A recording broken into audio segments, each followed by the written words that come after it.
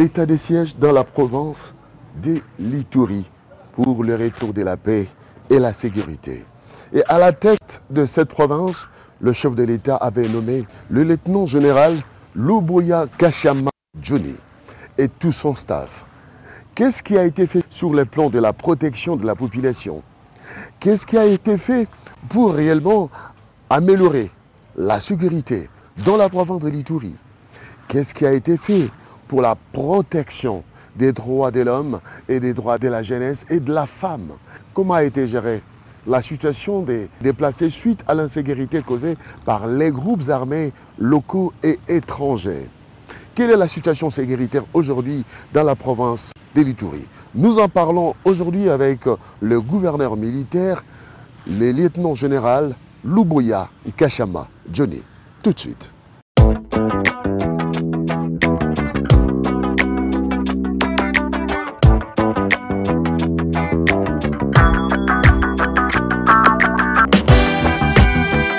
Mon général, merci de nous accorder cette interview, monsieur le gouverneur.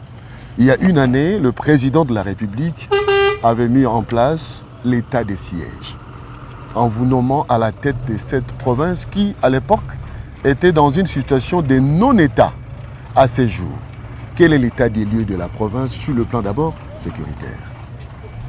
Sur le plan sécuritaire, comme vous pouvez le remarquer, parce que vous venez de faire presque une semaine ici, la situation est plus ou moins maîtrisée, notamment ici dans les grandes agglomérations et sur les grandes nationales, dans les grandes localités.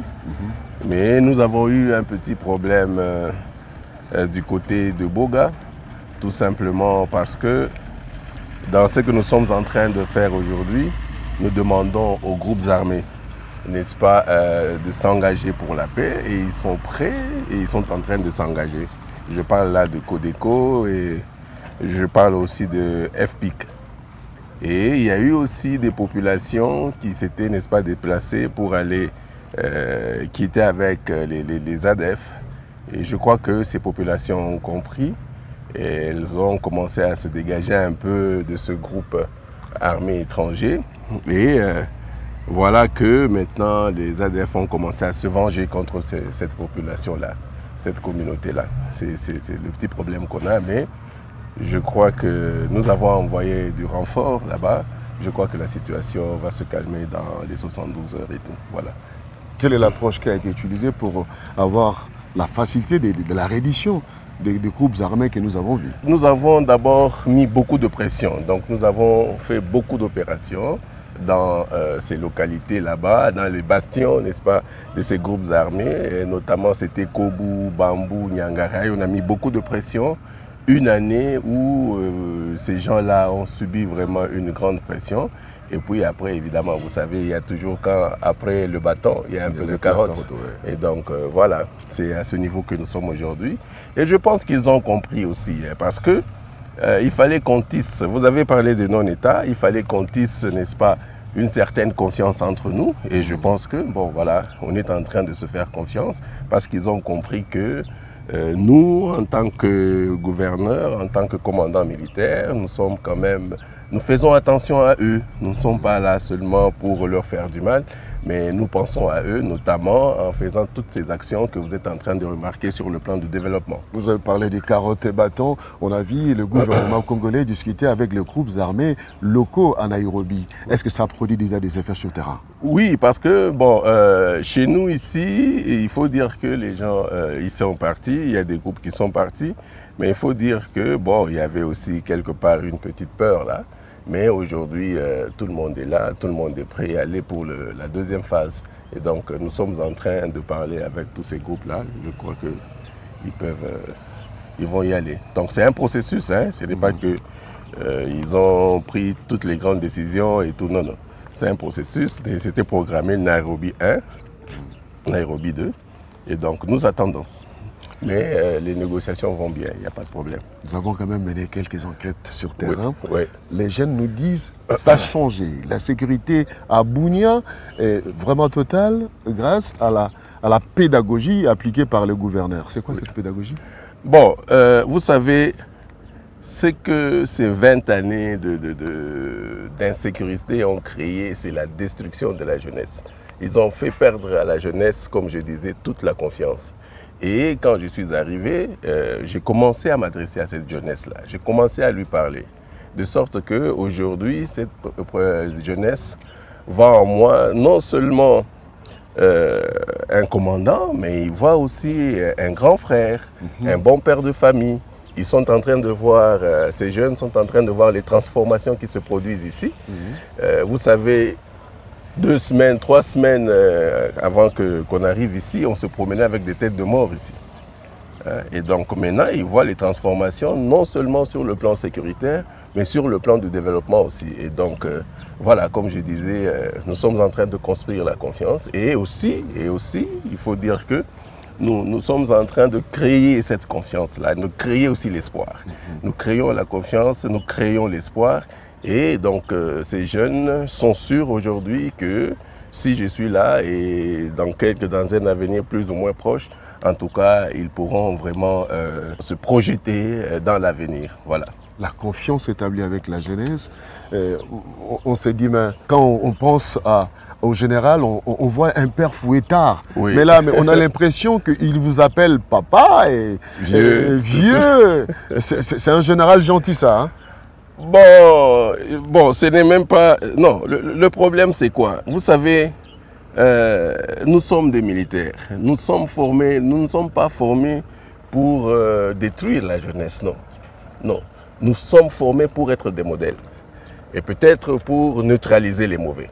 Mais d'abord être des modèles. C'est ça. Et si ces jeunes voient en vous un modèle, si ces jeunes voient en vous quelqu'un avec qui ils peuvent discuter, pourquoi ils vont... Non, non. Vous savez, les militaires ont un grand cœur. Hein. Il ne faut pas vous leurrer. Il ne faut pas vous leurrer. C'est vrai, il peut nous arriver, n'est-ce pas? Bon, la violence, c'est l'État, hein? La violence légale, c'est l'État, mais aussi, au-delà de ça, nous sommes, comme j'ai dit, nous sommes des grands frères, nous sommes des parents. Moi, je suis un parent, hein? J'ai des enfants, je connais les problèmes de mes enfants, et donc cette population, je connais aussi cette jeunesse, je connais ses problèmes. Et d'aucuns va se poser la question, le gouverneur militaire se donne aux actions de développement économique, la construction des routes, la construction des infrastructures. Est-ce que c'est votre rôle? Non, ça c'est une thérapie collective. Hein. Vous savez, il y a ce qu'on appelle aussi la perception. Hein. Il faut changer l'image de l'Ituri. J'ai des petits moyens. Il y a des taxes, Kinshasa, le gouvernement m'envoie des moyens et donc je les utilise à quoi? Ce n'est pas pour les mettre dans mes poches. Donc je les utilise dans le développement. Je ne peux pas faire autrement. Voilà. Donc le développement, c'est un facteur de paix aussi. Ah mais oui. Quand vous construisez les routes, par exemple, vous construisez les routes. Sur le plan militaire d'abord, vous avez ce qu'on appelle le délai d'intervention. Et que donc, si vous avez un problème aujourd'hui, si nous avons un problème à Magui, là on faisait 2 jours, n'est-ce pas, ou 3 jours pour atteindre Magui. Maintenant, nous pouvons faire 3 heures. 3 heures, oui, 3 heures, 3h30. Et donc, si les gens aujourd'hui, s'il y a des petits malins là-bas à Magui, ils savent que dans les 3 heures, je peux être là. Ici à Kasseigne, on faisait une journée. Mais maintenant, c'est 60 minutes. Donc, s'il y a des gens qui créent des problèmes là-bas, je peux me projeter là-bas dans 50 minutes. Et donc, c'est vraiment un facteur de sécurité. Et il faut absolument aussi permettre à tous ces gens-là de se déplacer. Vous savez, par exemple, à Magui, il y a des pêcheurs. Moi, je suis content aujourd'hui. Le matin, ces pêcheurs viennent avec leurs poissons. Et ils peuvent le vendre et le soir ils rentrent chez eux. Ils achètent, ils échangent, ils achètent des histoires ici. Ils rentrent chez eux. Voilà. Donc la thérapeutie sur le plan du développement pour bloquer les actions d'insécurité, mais aussi la construction de marchés. Mais oui. Il faut construire des marchés. Mais c'est ce que j'ai dit. Vous savez, il faut cette population a été, vous savez, on a fait miroiter. Parce qu'il ne faut pas croire seulement que, il y a eu la violence. Mais on a fait miroiter à cette jeunesse, à cette population des choses. Il y a des gens ici, il y a quand même, je peux dire, le prérequis a un peu de moyens. On a fait miroiter à cette population des choses. Et après, ils n'ont vu que c'était un mirage, quoi. C'était un mirage. Mais maintenant, ils sont en train de voir, nous nous disons, non, par exemple, j'ai l'habitude de me promener en ville ici à pied. Et donc, quand je passe devant un marché qui est sale, un marché où vous voyez que les gens ne sont pas dans de bonnes conditions, avec l'argent que l'État, avec les taxes, l'argent que l'État me donne, je fais quoi? Je vais dans un hôpital où je suis en train de faire soigner mes militaires. Je trouve que cet hôpital est sale, cet hôpital n'est pas vraiment au standard. Je fais quoi?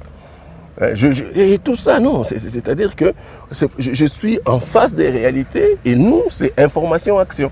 Je suis en face des réalités, je vois ce qui se passe et qu'est-ce que je fais? Je réagis. Avant de terminer cette question, mon général, les déplacés qui ont fui les affres d'insécurité, quelle est leur situation à ce jour? Vous savez, d'abord, nous avons le gouvernement. Je crois que nous avons comme ça des vagues. Le ministre des Affaires sociales, son Excellence Mutinga, depuis que je suis là, je crois qu'il est arrivé 3 fois. Donc le gouvernement les aide. Il y a aussi, en plus de ça, les humanitaires. Il y a les humanitaires aussi qui nous aident, n'est-ce pas, à venir en aide à ces déplacés-là. Mais vous savez, le peuple iturien, c'est un peuple très orgueilleux. Très, très orgueilleux. Ils n'ont rien à faire avec ces dons-là et tout.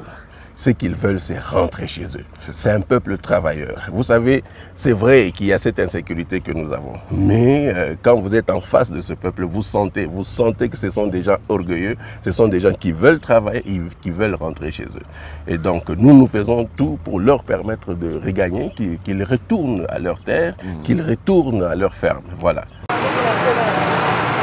Si au front nord, le FARDC poursuivent la traque de groupes armés au front sud, l'air est au retour des populations dans leur milieu d'origine. Après l'imposition de la paix par l'armée, plus de 400 ménages de déplacés regagnent volontairement leurs habitations depuis le mardi 30 novembre 2021 dans les chefferies de Baima Boga, Baima Mitego, Basili et Walese Vonkoutou en territoire d'Iroum. Retour facilité par le charroi automobile de l'armée disponibilisé par le gouverneur de province, le lieutenant général Luboyanka Shamadjouni, un motif de satisfaction pour ces populations. En tout cas, kazi yenye militaire inafanya kwanja mpaka hali yenye tunaona kwa sasa, na sisi tunapata courage na tunashukuru sana kazi ya militaire na kazi ya gouvernement yetu, tunashukuru sana. Furahi sana kwani tulikimbia kutoka komanda tulikia na mkuu.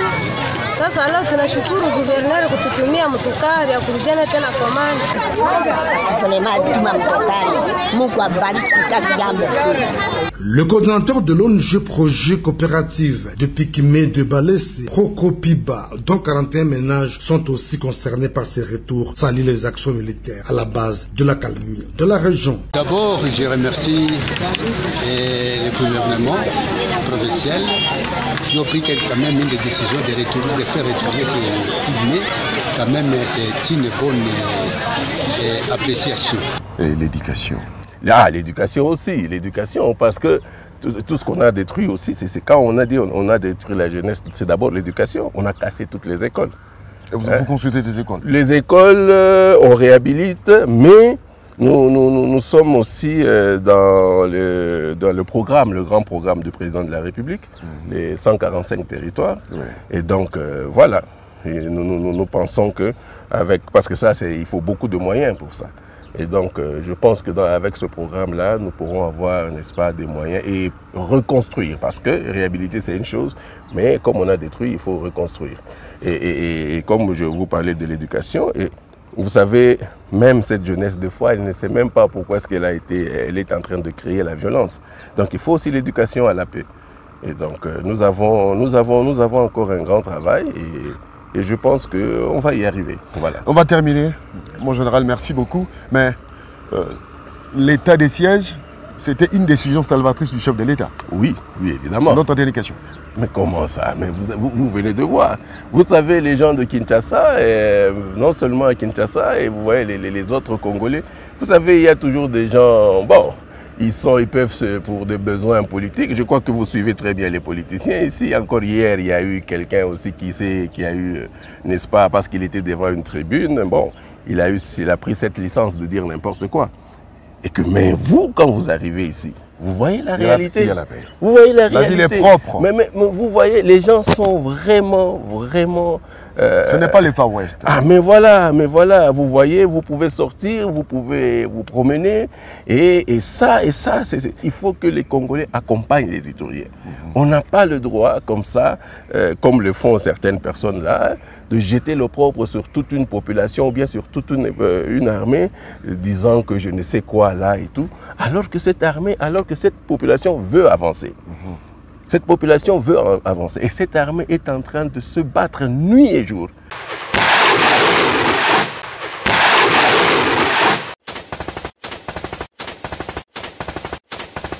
Et je le dis encore, vous ne pouvez pas vous imaginer combien d'hommes nous perdons. Vous êtes loin d'imaginer ça. Nous avons une armée, non, je ne sais pas. Nous avons des militaires disciplinés, combatifs, et ils ne reculent devant rien. Des hommes vaillants. Je vous dis devant rien. Devant rien. Et c'est une occasion pour moi encore de les remercier et de les féliciter. Et je demande vraiment au peuple congolais, s'ils peuvent, aux Ituriens qui savent ce que les militaires font, même au peuple congolais aussi, vraiment. Hein, et d'ailleurs, les grands peuples respectent deux choses. C'est l'Église et l'armée. L'Église et l'armée. Les deux. Si vous voyez quelqu'un qui commence, n'est-ce pas, à dire n'importe quoi sur l'armée ou sur les officiers, ou sur l'Église, ainsi de suite, sachez qu'il est perdu. Même les grands ivrognes du monde ici, allez chez eux, vous allez voir, quand on disait, bon, je ne veux pas citer le peuple, mais vous savez, on considère que ces gens boivent beaucoup. Mais quand vous arrivez chez eux, c'est deux choses qu'ils respectent. L'Église et l'armée. Mon général, merci. Voilà, merci. Mesdames et messieurs, nous avons quitté Kinshasa pour aller à la source, prendre l'information à la source. Oui, l'état des sièges depuis une année, les chefs de l'État avaient signé l'ordonnance. Une année après, il y a des avancées, il y a la calmie. Nous avons sur Kilé à Bunia, nous avons vu les gens vivre en paix et en sécurité. Donc, Kinshasa n'est pas le Congo. Bunia, c'est aussi le Congo. Nous nous sommes déplacés. Vous venez de suivre l'interview avec le gouverneur militaire. Merci beaucoup à lui parce qu'il a accepté de nous donner cette information. Oui, les vaillants soldats se battent au front. Le peuple congolais a l'obligation de soutenir nos militaires qui se battent pour l'intégrité territoriale de la République démocratique du Congo. Merci, à bientôt sur Télé 50.